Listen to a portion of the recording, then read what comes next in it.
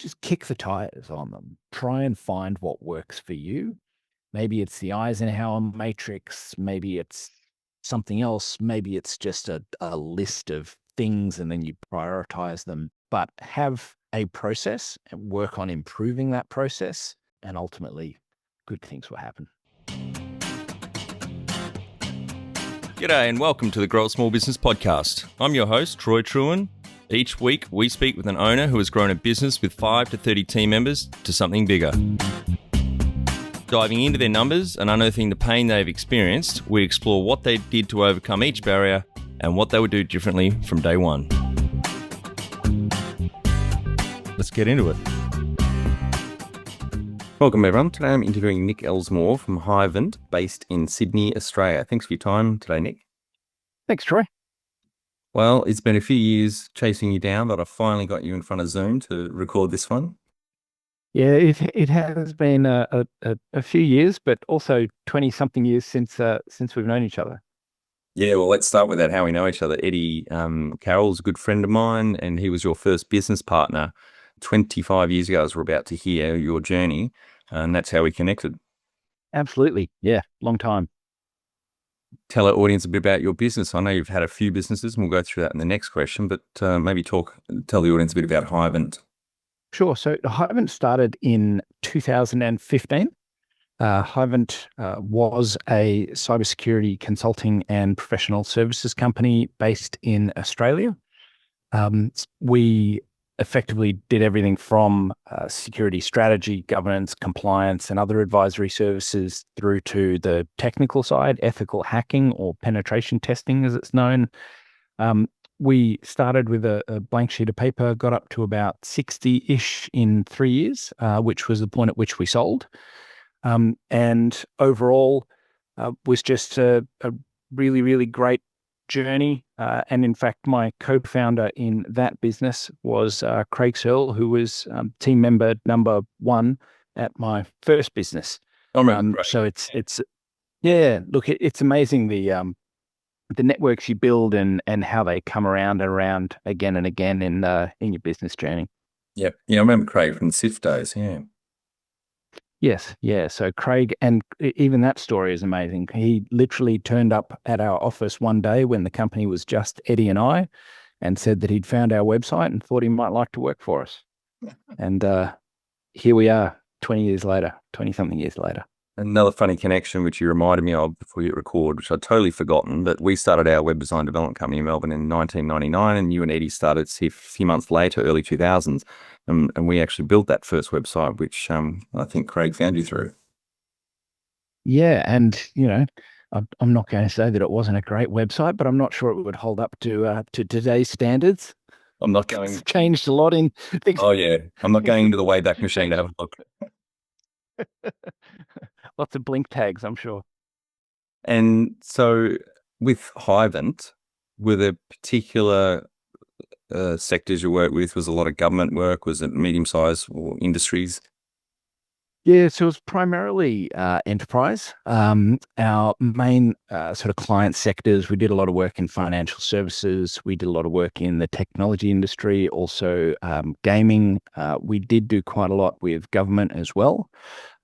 Ultimately, cybersecurity is one of those nice industries that every company of every size needs those services, needs help, particularly something like penetration testing, where there's a necessity almost for that to be delivered independently. And so it creates a real industry for consultants to be able to sort of target that and go after it.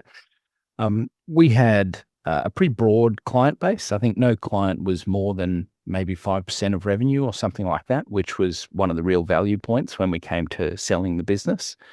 And we just grew as aggressively as we could for the 3 years prior to finding the sale. Yep. And maybe go back to how you started out. Yeah. So starting out, I started, as you said, with a colleague, Eddie Carroll. We started in 2000, which was my last year at uni. So, starting a consulting firm in last year of university sounds a little bit ambitious, but it was a time in the market that was plausible. I tell the story that our first client in the cybersecurity space was effectively the largest bank in Australia. And people hear that and think that sounds completely ridiculous because they would be, impossible to get as a nobody in fourth year of uni pretending to start a company. But ultimately, they were also one of very, very few companies in the year 2000 who were looking to spend money in cybersecurity, or at the time it was IT security, and then became information security. And then eventually we figured it would be cooler to call it cybersecurity. And, here we are today. So we started in fourth year of uni. We started slowly, realistically. It probably took, I think, 3 years before we, had our first team member, Craig, came on and joined. Up until that point, it was just, contractors trying to, cobble together projects. We were delivering pretty much whatever we could find. Some of it was cybersecurity, a lot of it wasn't.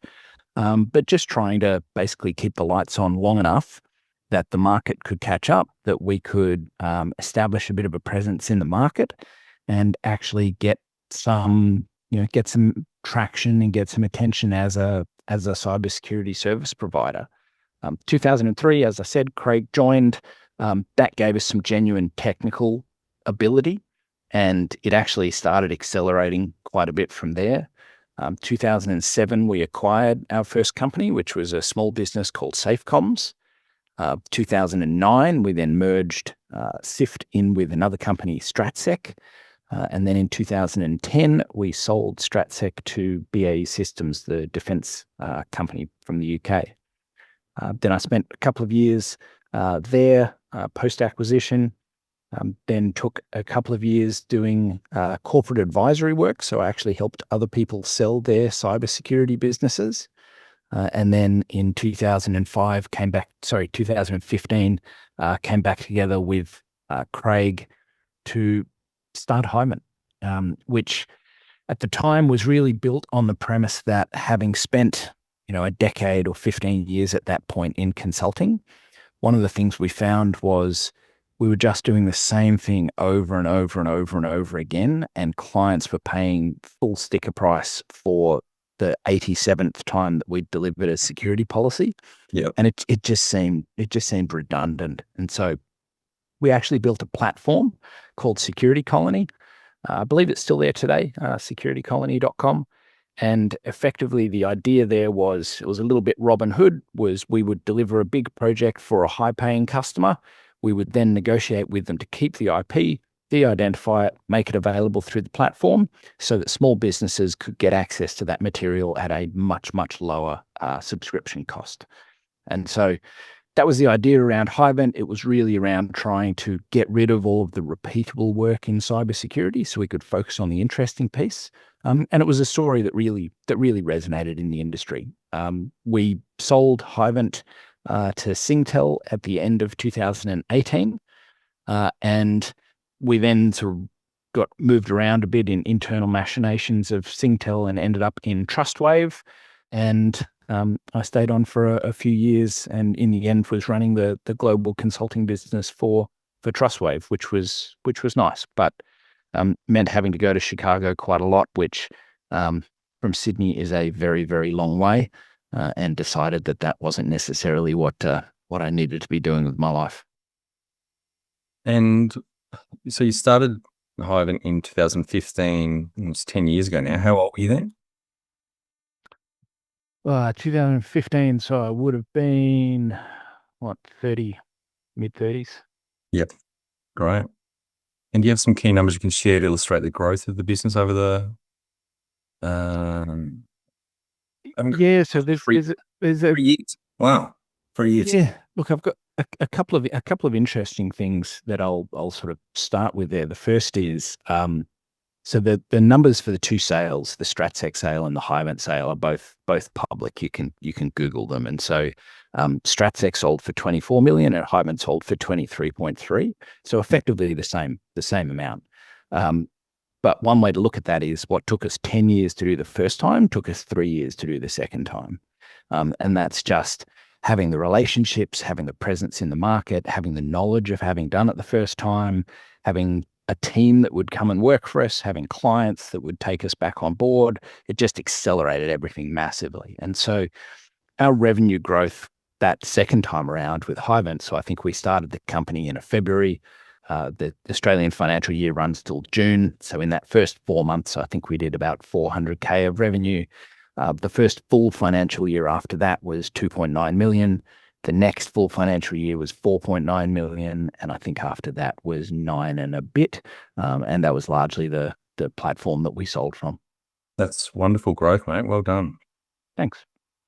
And sorry, the sale price of the last sale, Hivint, was that, so that was 33, ma'am? 23.3. Yeah, well, that's phenomenal. Yeah, that's great. Yeah, look, it was a good result. It was a very good result. And you got to around 60 team members after you sold after those 3 years. Was it just you and Craig that started? It started with 2 FTE? So yeah, Craig and I started. We had 3 very early team members who came on board as investors. Yep. And that was again people that we'd worked with in the past in previous iterations of our business. And so they and the interesting thing with that actually is they almost like demanded is probably too strong, but they were very adamant that they wanted to invest into the business. They wanted to be a part of it from an equity perspective, rather than just coming and joining us as team members. So that actually helped us to accelerate the growth a bit at the start, particularly because we were building that platform, which did have a material cost involved. And so we had some initial early team members who invested into the business. That gave us a bit of growth, obviously really had them invested both financially and emotionally in the business itself. And it worked out really well for everyone, I think. Yeah, absolutely. And because it was subscription-based, you had recurring revenue, so you got about 2.5 times the last year's annual sales as the price. Yeah, so the subscription part was actually a very, very small part. This was one of the things that I think we learned along the way is we don't necessarily have a huge amount of knowledge of building product and click funnels and online business and all of those things. It's so different to our core business, which is high value, low volume consulting services and professional services. And so the vast majority of the revenue was that consulting services. We would have liked it to be much more heavily weighted towards the subscription part of the business. But we actually found that the growth was so fast on the consulting side and it was so much easier for us that we just leaned into that ultimately. Yeah, right. When was the moment you felt like you had succeeded? Look, I think in the whole journey, so in fact, I've got a couple of answers to that. I think one, in the whole journey, I think the moment that we probably felt the most success was actually back in my first company, Stratsec. We actually won the Telstra Business Awards Business of the Year. So basically the best business in Australia with, I think, under 200 staff or something like that. Yep. And that was a really competitive process. It was, a lovely gala dinner. It was, a great celebration. And really, I think that was just a real moment of validation that what we were building was of value. And as it happened, that actually came out in the middle of the sale process where we were sort of negotiating with BA Systems. So that was really nice timing as well. With Hivint, in terms of when I felt we'd succeeded there, look, Hivint was started and built with the intent to sell. We had, Craig and I had an intent to sell within 4 years when we started that. So we had a pretty aggressive time frame. So I think certainly I felt like we'd succeeded when ultimately we hit that target, because I knew that was going to be a challenge. I knew that was going to be, a tough speed to try and grow and exit, because the exit process alone isn't going to be fast. But we got there. So that, I think, for me was the success moment. What does success look like to you? This can get very deep and very philosophical pretty quickly. But I think for me, it's really about it's about having options. It's about having the ability to decide to do things and not do things, which, particularly living somewhere like Sydney, it's a super expensive city. It's pretty hard to be in a position where you have the optionality to, work or not work and all of those things. So, I mean, that is a massive luxury. And I think that is ultimately, the sign of success for me. Number one thing you'd recommend to marketing a fast growing business? So for me, telling a story is really key. And I think the marketing piece actually cuts two ways. I think in a fast growing business, you're inevitably marketing to customers. You're also marketing to your staff, the current staff, and also to future staff. And I think, particularly in a world of AI slop, having a compelling story, a story that resonates, a story that people can actually get hold of and really have something that they believe in is by far the most powerful thing. I used to say with Hivint, we had this security colony platform. We had all of the story. We had one of our marketing documents was called our manifesto, and it was basically about how we were tearing apart the consulting industry and, trying to save money for businesses, stopping people wasting money on doing the same thing over and over again. And it was a really powerful story. Now, the reality underpinning that is that, over 90% of our revenue is still coming from the consulting services rather than from that piece. But what that story gave us, what the intent gave us, was a point of differentiation. So if you think about a conference floor in cybersecurity and you've got 20 consulting firms side by side, all of whom are just kind of standing there with a brochure talking about consulting services, we had both a platform we could demonstrate and a really compelling story that we could tell. Plus, we leaned into Hivint. The name is an amalgamation of Hive Intelligence. Craig and my title was Chief Apiarist. Beekeepers. We lent into the whole bee messaging. We would have honey as giveaways at conferences. So yeah, having something that's memorable, but ultimately having a story that genuinely has value. But I think that's important, both, as I say, for the team and also for clients as well, just to differentiate and to give people something to hold on to. Yeah, I think that's a good point. We may talk about it further on the people questions, but marketing is also part of recruitment and retention, as you said. And it was something that really impressed me that you and Eddie did with Sift early on, was really focused in on building a strong brand and that marketing. I know you did a lot of public speaking, for example. And I think most, as I like to say, most small business owners, but particularly those in distilling, brewing, and IT services can't spell marketing. I mean, I'm a nerd, you're a nerd. The fact that you guys really valued that early on, I think made a huge difference to the success of both businesses. It definitely did. And I think the interesting thing, though, for me, looking at, the success or otherwise of Security Colony, is there are some parts of marketing that we were really good at and some parts that we just really were not. The marketing that tries to get people with, completely no touch or low touch to click through and do a thing and then get upsold and all of those things that happen in the online business world, that's not my expertise. That's not our expertise. Yeah. But the marketing that is, we are, as consultants, we need to be seen as subject matter experts. We need to have a point of view. We need to have a discernible voice.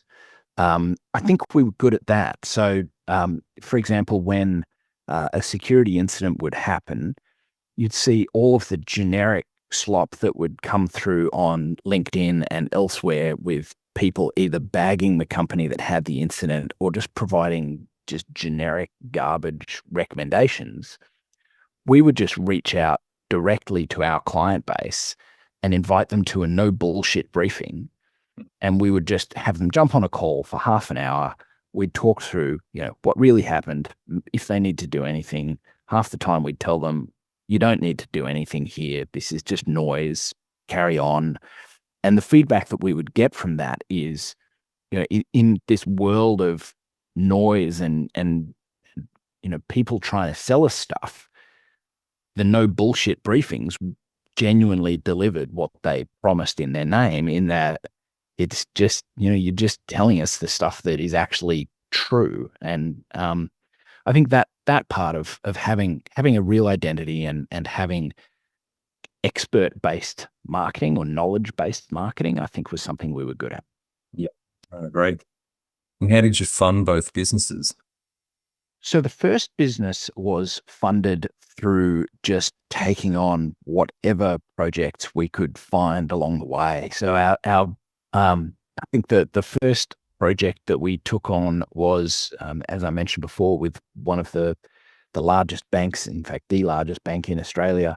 And it was a 3-week project to provide 8, I think, software testers. So nothing to do with security.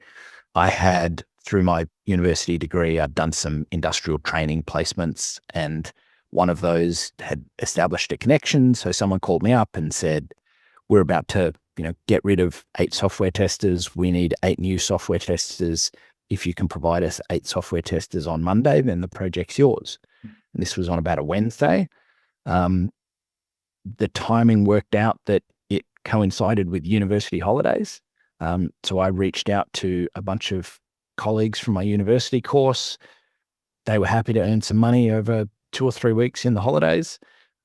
We plugged them in and they smashed it, and I think ultimately that, that was really the start of the business, that project. And then from that project, we had BAs, we had project managers, we had more software testers. Eddie was delivering project management services around the place. And ultimately all of that was, we were taking as low a salary as humanly possible, so that we could then just take that excess cash and ultimately use that to then kickstart the SIFT business proper in the security space. Yeah, great. And then obviously the merger with StratSec, and then with Hightel, some investors coming along the way, coming in on the ground floor with you guys, with you and Craig. Yeah, so we the merger with StratSec in 2009, that was great. We literally had, I think, one meeting. So there was actually a meeting that was arranged for 4 different cybersecurity companies to contemplate a 4-way merger. This must have been in about 2008. The 4 of us came together. StratSec was one of the companies. SIFT was one of the others, and then there were 2 others. And SIFT and StratSec, I got to know Doug and Pete that night. We went to dinner. We went drinks after dinner. We just hit it off, and we pretty much decided there and then that we should bring the companies together. So that was really easy, unreasonably easy in the context of things. And starting Hivint, ultimately, after spending so many years working in the trenches with Craig, it was just really easy to have a discussion and say, I think there's an opportunity to do something different. What do you think? And then to jump in. And with the StratSec merger, so it was just SIFT and StratSec, the other 2 fell away? Yes, yeah. So the other 2 didn't make sense for a variety of reasons, but SIFT and StratSec came together. If you were to start up today with plenty of funding, would you go into your industry? Oh, so that's a really, really interesting question, because the answer is, this is a beautiful consulting answer, yes and no. The answer yes is, look, cybersecurity is having its time in the sun. It is one of the gold rush industries of the moment. So if you had funding going into cybersecurity would certainly be a good thing to do.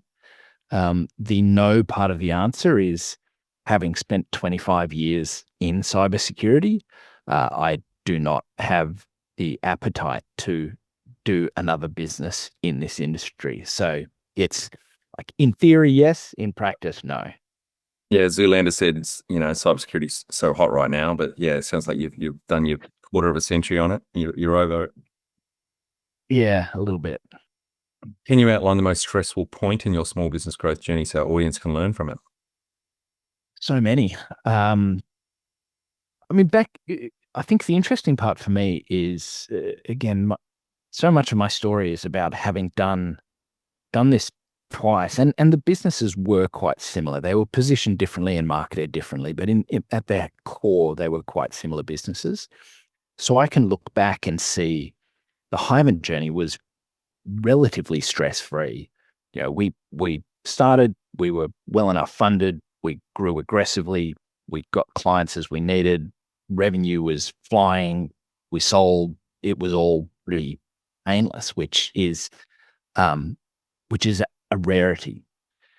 The first time that the SIFT and StratSec journey was there were times in there that were really, really hard. I mean, I had I had some physical ailments. At one point, I had to go and see a neuro doctor because I was getting these splittingly painful headaches, which ultimately were considered to be stress. I had I'd not a breakdown, but I, sort of burst into tears on the train at one point on the way into work and had to get back on the train and go back home again and put myself to bed because I just couldn't do it. Like all of that stuff happens. I mean, there were stresses around staff. I had to make one of my closest friends who we'd hired, I had to make redundant early on in the piece. And that destroyed our friendship for many, many years after that. The company almost went under a couple of times, but then we'd come through and, win a project that would make it okay. So, I mean, I think one of the great phrases that I heard to sort of explain the journey is, as a startup founder versus a startup team member, it's like the relationship between the pig and the chicken in a bacon and egg roll. Committed. Is the chicken is, Mhm. yeah, Yeah. exactly. And so it's that, like I'm not sure what lesson I sort of took away from that other than the intensity of the process. In fact, I do have a lesson. I'll borrow it from someone else. One of the founders of Twitch, I saw speaking at a fireside chat or something like that. And he was asked what what the key was to his success. And his answer was completely deadpan, and it was the will to live. And I actually think that that describes so much of the startup journey, which is just like there are going to be stresses and mental health issues and physical health issues, and you're going to have to do things that you don't want to do. And it's all going to be, and like there are going to be moments that are awful, but you have to have that will to live to just push through it, get out the other side. And ultimately, that's the key to success. Yeah, thanks for sharing that, mate, and being vulnerable, because I think it's really important for the audience to hear. A lot of business owners have a lot of shit struggles they have to go through. So that's really good that you shared that. What area in business do you feel you've had to work on the most to add the greatest value? I think the area that is ultimately central to all success, and it pains me to say this, but it's sales. I think the one thing that I realize, more and more as time goes on is nothing happens until someone sells something. It's a simple and obvious observation. But really, a company that can sell a lot and then flail about in delivery is going to be fine in the long run, whereas a company that doesn't sell anything is just going to disappear. And so really for me, I think recognizing that, all the time that needs to be spent on sales, but it's not sales in a slimy used car salesman way. It's sales in a building relationships and, genuinely over delivering to clients so that they, continue to buy. In a consulting context, the best sales technique that you have is doing good work, because that's going to get you invited back, all of these things. But I think just realizing the importance of all of the different elements of sales, the marketing piece we were speaking about before feeds into that as well. It's just asking that question about, how am I going to win more regularly, more consistently? When you're in a public tender sort of context, what do I need to do in the business to be able to win more of those tenders? And sometimes it's things that have no immediate sales benefit, but ultimately lay the groundwork for you later on. So one of the things I did, for example, in Sift was I created this thing called Sift Notes, which was basically an email newsletter that we would send out on a fortnightly basis, I think. And again, this is back in 2004, 2005 or something. And it was around cybersecurity. And each of them would have just sort of 3 little notes about things that were happening in the industry. And they'd all go up on the website as well. What that allowed us to do was, when we would then respond to a client in a particular industry, we could point to the fact that we'd released Sift Notes about their problem and their industry consistently for the last 4 years, which just neutralized any question about whether or not we actually understood them, knew the problem, knew the industry, whether we were fly-by-night providers. So I guess all of those things about just, creating that sense of permanence. One of the phrases that has been used a lot is just being the low-risk provider. And so for me, again, to answer your question, I know that was a long and winding road.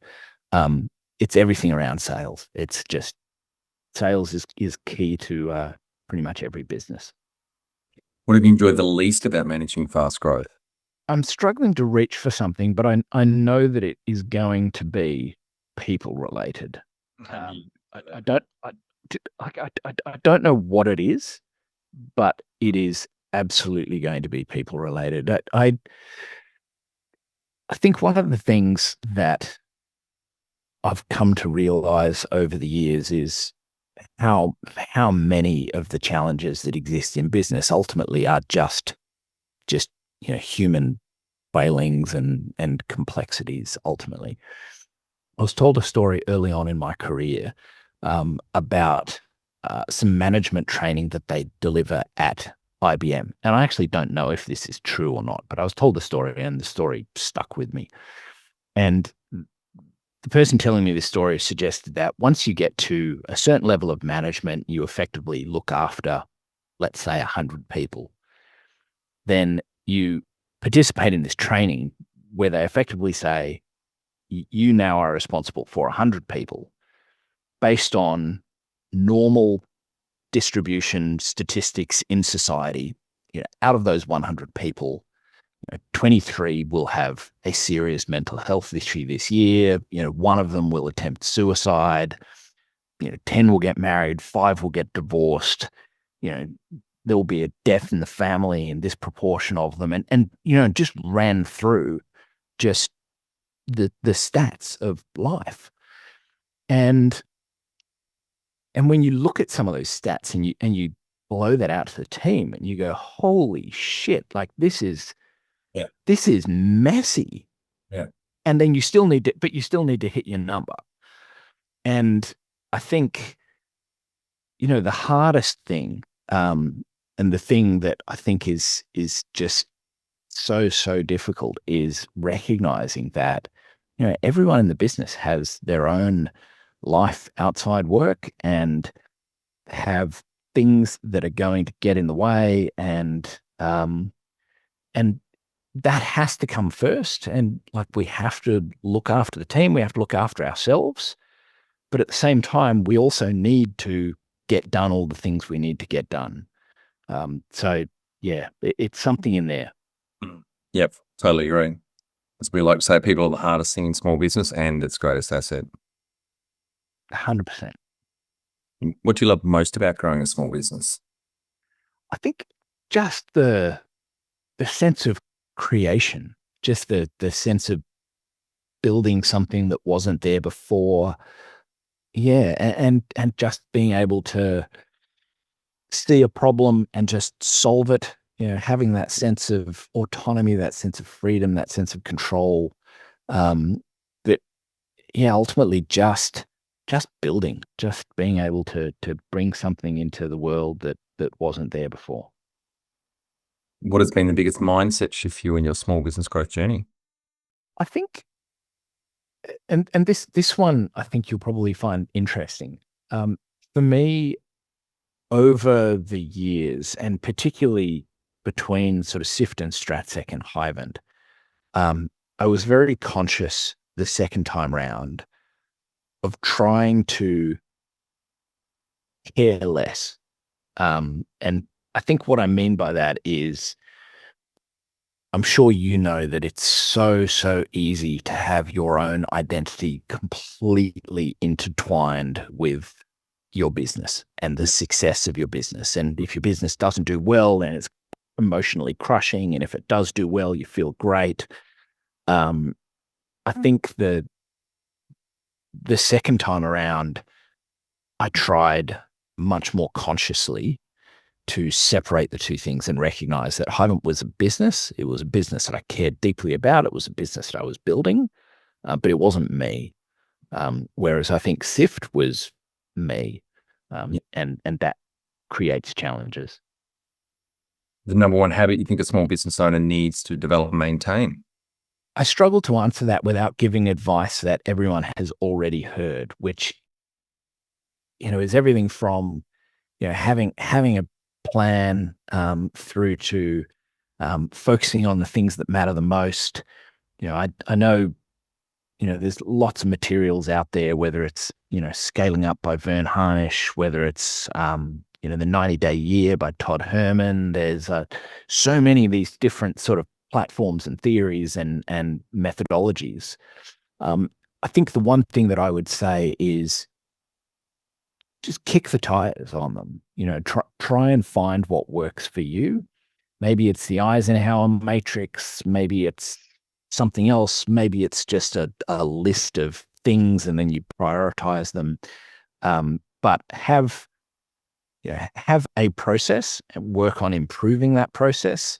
And ultimately, I think good things will happen. Want specific advice to help you get your business through its number one growth challenge?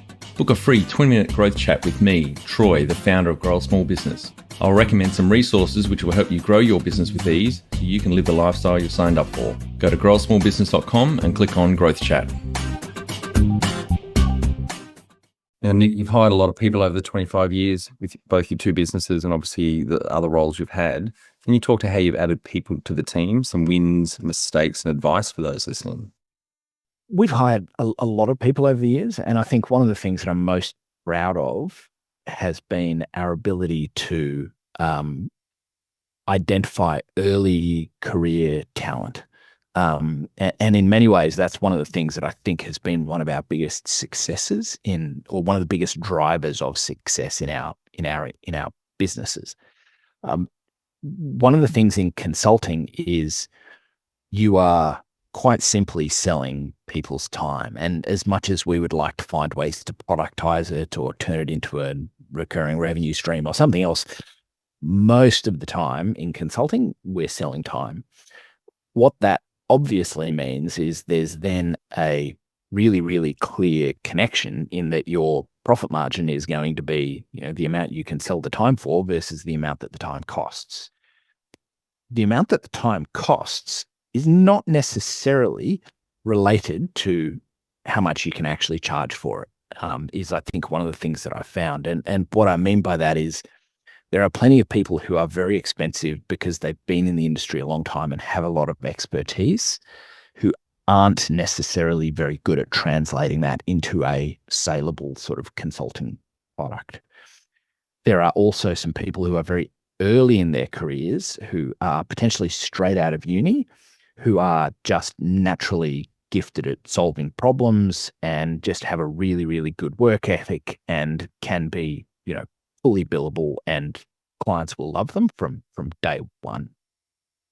So I think my lesson from recruiting a lot of people over many years is it is usually, from my experience, easier to bring on people earlier in their careers and teach them what they need to know than it is to bring on people with 20 years of experience at IBM who are probably a bit they've just learned a lot of habits from a big company that aren't necessarily going to translate well into a small business.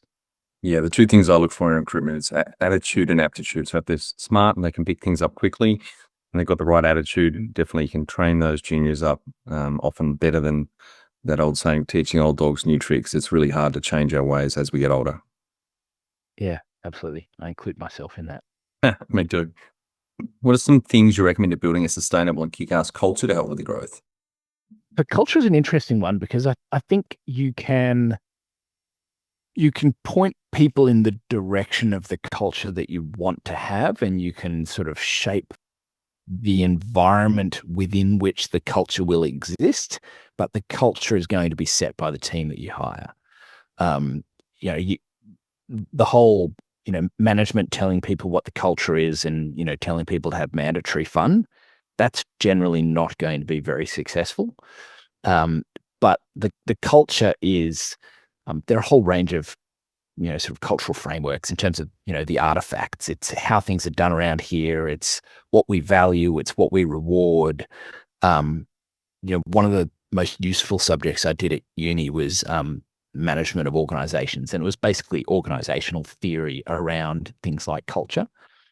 And so much of it is, I used to tell stories in a cybersecurity context that if you walk into an organization and see that, there's a lot of security awareness training and everyone gets told to act a certain way and not click on links and, to not download dodgy material in the workplace and whatever else. But then you sort of review the proxy rules or the firewall rules and see that there's a carve out for the founders so that they can access whatever dodgy stuff they want to from the office. That is going to find its way into the culture because someone in IT is going to notice that, word's going to get around, and it is very quickly going to become known that in actual fact, this isn't the value. The value is actually something else. And so I think the key piece there around the culture is it has to be real. It has to be genuine. It has to be something that you actually live, and it has to be, the way things are done around here. So culture is not hard. It's just you actually have to do it. You have to do things the way that you want them to be done, the way you expect them to be done. Yeah, good advice. Tell our audience how you've handled balance. So the first time around, I did not have balance at all. The first time around, I was, so Craig and I would both be in the office every day before 7 a.m. and we would be there as late as it needed. And, bottles of wine would be opened at, 5 o'clock and we'd stay in the office. And, this was sort of pre-families and everything else. So there was no balance. There was just work. Ultimately, that isn't sustainable. But at the time, that was all we knew, or the only way that really I could see to push through to get to an endpoint that would then allow me to back off.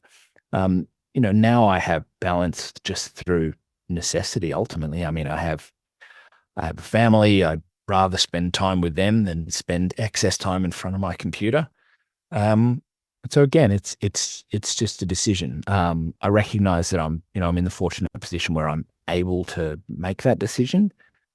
If I was still back at the point where spending another 6 hours every day in front of my computer was necessary to ensure the survival of the company, I'd probably do that.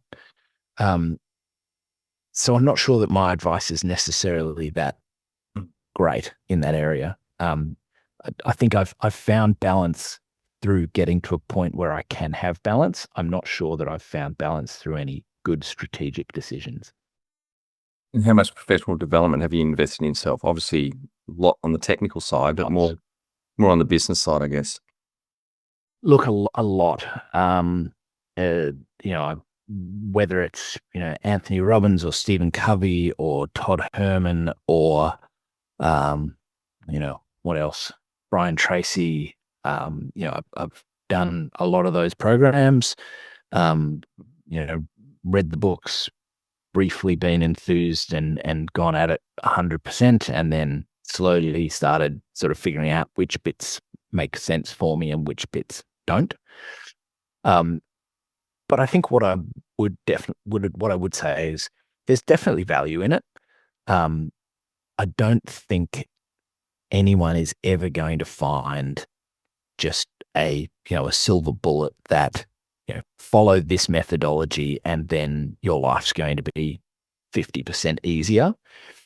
But I think all of the pieces of professional development that you can do, if you can find one piece that you can take from it and build into your methodology, build into your day-to-day working life, I think that helps, makes things easier. Have you had mentors or coaches along the way? Yeah, so my very first coach was my very first mentor was a guy called Alan Jackson. Alan was an amazing support and help for me. He introduced us to get that very first project at the bank, and again, I would meet Alan for breakfast pretty much every day, or certainly most days, for 2 or 3 years or something like that. I would just talk about what was happening at the bank, what was happening in our projects. He'd provide some support and guidance and things. So yeah, he was a massive, massive help. Did you have a board of directors or advisors with either business? We actually didn't. So I think that's something that we probably could have benefited from. We didn't go down that path, but I think in hindsight, it probably would have helped, particularly if we could have had advisors with experience in the areas where we were weak. So, for example, as I've mentioned, around the ClickFunnels and all of the online marketing and those pieces, we definitely could have used support. Now, Nick, you're one of the few we've had on that has exited a business. Well, you've actually exited 2. Any advice for the audience listening, thinking about exiting one day? So a couple of things. One is, I think I would just encourage people to plan that. So to figure out, what it is that you want from the exit. It is entirely okay for the answer to be money. And I think there is a little part in all of us that finds it hard to say that out loud, that we all want to say that we're selling the company because of growth opportunities and opportunities for the team and all of it. Like, all of that's fine. That's great. Like, we want to sell to an acquirer that's going to look after the business. We want to see that there's a future for it. We've invested our heart and soul in this. We want to make sure that it's not going to be set fire to. However, it is also totally okay to sell the business for the money, because that then is actually just a proxy for the freedom that it can give you, the options it can give you, the opportunities to contribute to society, whatever it is that's important to you. So I think getting comfortable with that is important. For me, I always recommend that people actually begin with the end in mind, which is if the intent is going to be to sell at some point, there are certain decisions that you can make or that you will make along the journey that will inform, whether that's, trying to remove yourself a little bit in terms of the sort of reliance on you as a key person, whether it's trying to make sure that you have a diversity of clients, whether it's going down the path of partnering or not partnering, because that's going to limit your sort of buyer pool. So even thinking about, who are you likely to sell to? What are they going to want? One of the reasons that we were able to sell our businesses really well is they were vendor independent. There were really no conflicts with the company that was acquiring them. It was all pretty neat and tidy. Everyone was a full-time employee. We didn't have any contractors. So it was very much built to make it appealing to acquirers. And that allowed us to get the best outcome. So I think just thinking about it, going through that process and making sure that the company is structured as best as possible. Yeah, great advice. All right, Nick, on to our final 5 questions. What do you think is the hardest thing in growing a small business?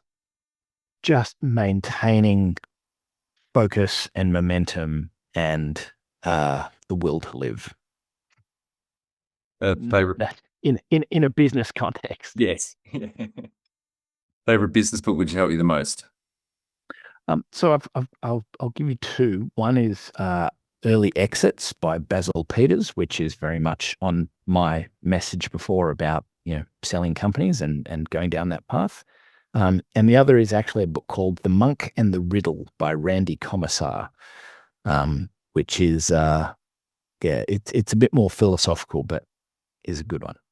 I've just written those 2 down. I haven't heard of either of them, so thank you. Any great podcasts, online learning tools you use for your own professional development? Podcasts, not so much. The main online learning tool that I've used for the last little while is, I've mentioned it a couple of times, a thing called the 90-Day Year by Todd Herman. It's just it's a process, a series of questions, a workbook and things about sort of planning out 90-day cycles. It's a lot of the things that you'd get from most of the different methodologies about making sure that on any given day you're blocking time for the most important thing and then filling in the gaps with the less important things. But I've found it helpful. One tool you'd recommend to help grow a small business? The one-page strategic plan from Vern Harnish. Scaling up. Yeah, I found that's helpful. It's just a good way to just get everything on one page and try and get everyone aligned. Final, my favorite question. What would you tell yourself on day 1 of starting out 25 years ago? All I can think is that I'd tell myself that it's going to be okay. That it's all going to work out. And I think, that goes to the fact that starting 25 years ago in university, we really didn't know anything that we were getting ourselves into. I think one of the, great stats or great, sort of theories that's out there is, most people who start small businesses, if they knew what they were going to go through, probably wouldn't do it. I think that's perhaps true. There's a lot to be learned. There's a lot of challenges along the way, but yeah, I think I'd just tell myself that it's going to be all right. Thanks so much for your time today, Nick. I've been looking forward to this chat now for a couple of years, starting in 2000 with a good friend of mine in Sydney, Eddie Carroll. A few months after we started our web design company in Melbourne, and we actually built your first website.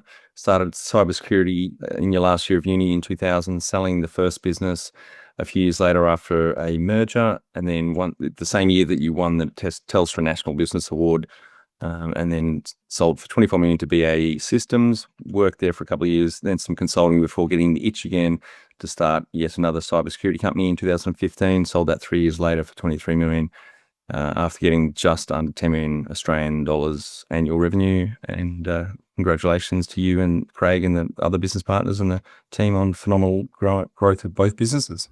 Thanks, Troy. It's been quite the journey. We're getting some great iTunes reviews. For those listening, please pop over to your podcast app and leave us a review.